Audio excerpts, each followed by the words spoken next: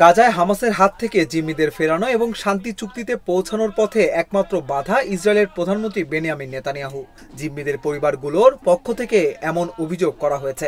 জিম্মি ও নিখোঁজ ইসরায়েলি পরিবারের সদস্যদের সংগঠন the হস্টেজেস and missing families forum জানায়, গত সপ্তাহে কাতারের রাজধানী দোহায় ইসরায়েলের হামলা থেকে এটাই প্রমাণিত হয় যে প্রতিবার যখনই চুক্তির সম্ভাবনা তৈরি হয়, নেতানিয়াহু তখনই সেটি ভণ্ডুল করে দেন।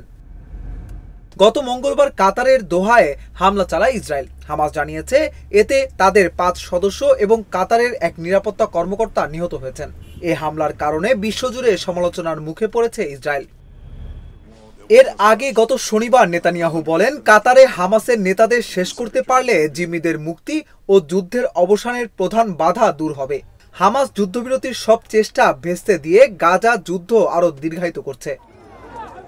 কাতারে হামলার বিষয়ে নেতানিয়াহুর এই ব্যাখ্যা ইতিবাচকভাবে নেননি জিম্মিদের স্বজনেরা। তারা বলেছেন, জিম্মিদের মুক্ত করতে ব্যর্থ নেতানিয়াহু। এই ব্যর্থতা ঢাকতে নতুন অজুহাত তৈরি করতে তিনি কাতারে হামলা করেছেন। এদিকে কাতারে হামলার জেরে চলমান সৃষ্ট উত্তেজনার মধ্যে ইসরায়েল সফর করছেন মার্কিন পররাষ্ট্রমন্ত্রী মার্কো রুবিও। সফরে ইসরায়েলি প্রধানমন্ত্রী নেতানিয়াহুর সঙ্গে ইহুদিদের পবিত্র স্থান ওয়েস্টার্ন ওয়াল পরিদর্শন করেন তিনি।